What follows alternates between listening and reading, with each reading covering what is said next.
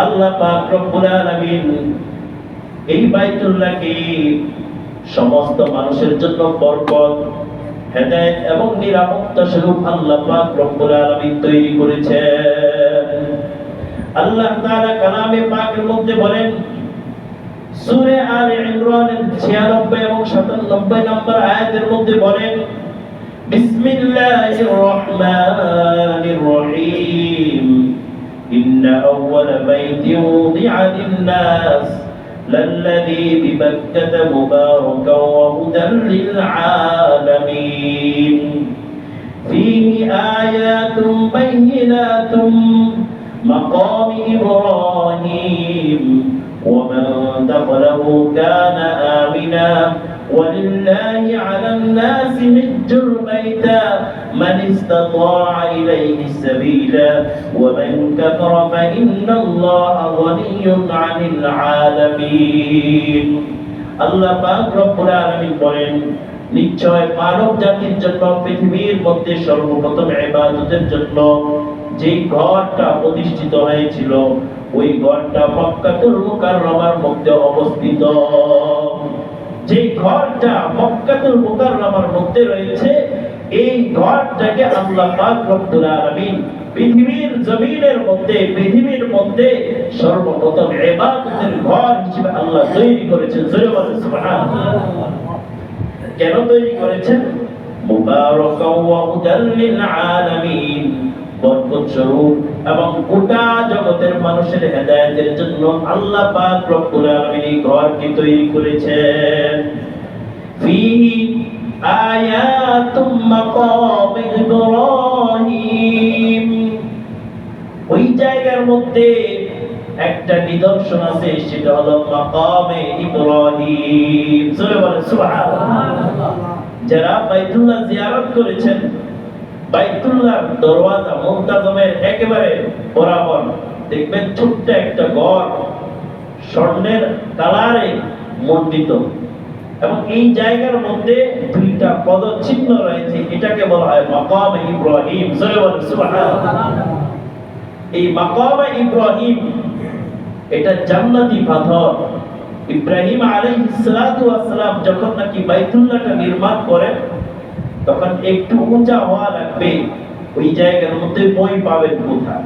মিস্ত্রি ইব্রাহিম আলাইহিস সালাতু ওয়াস সালাম জোগাড় হলেন সন্তান হযরত ইসমাঈল আলাইহিস সালাতু ওয়াস সালাম। এই পাথরের উপর দাঁড়াইয়া ইব্রাহিম আলাইহিস সালাতু ওয়াস সালাম বাইতুল্লাহর গাঁথনিগুলা দিয়েছেন। যখন নাকি উঁচা হওয়ার প্রয়োজন হতো আল্লাহ তাআলার কুদরতে এই পাথর নিজে নিজে উঁচা হতো। জোরে বলেন সুবহানাল্লাহ। ওই নিদর্শন আজও দুনিয়ার জমিনের মধ্যে আছে।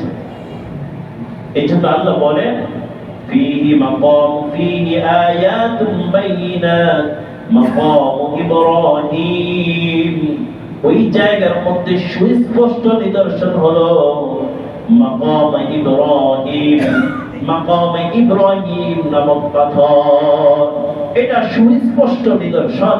এটা আল্লাহ তাআলা জান্নাতি পাথর ইব্রাহিম আলাইহিস সালাতু ওয়াস সালামকে দিয়েছেন।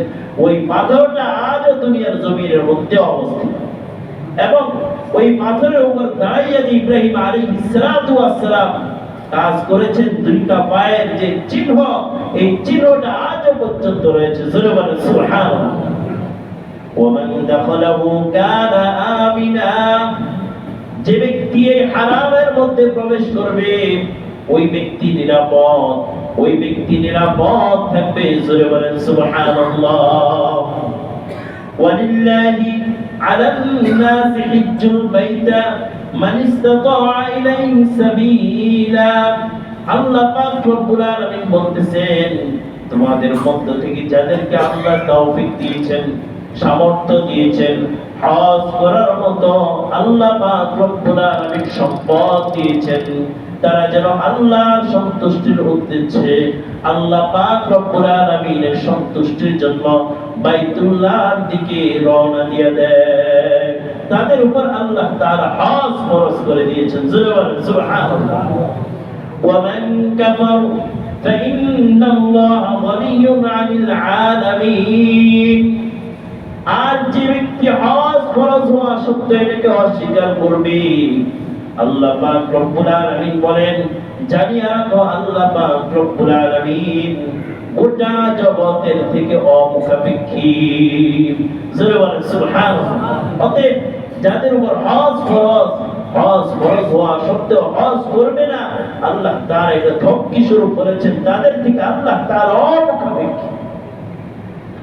এই জন্য হজ ফরজ হওয়ার সাথে সাথে আল্লাহ তাআলা সন্তুষ্টির উদ্দেশ্যে হজের নিয়ত করা, হজের জন্য যতগুলো ধাপ এগুতে হয় ওই সমস্ত ধাপগুলো অগ্রসর হতে হয়।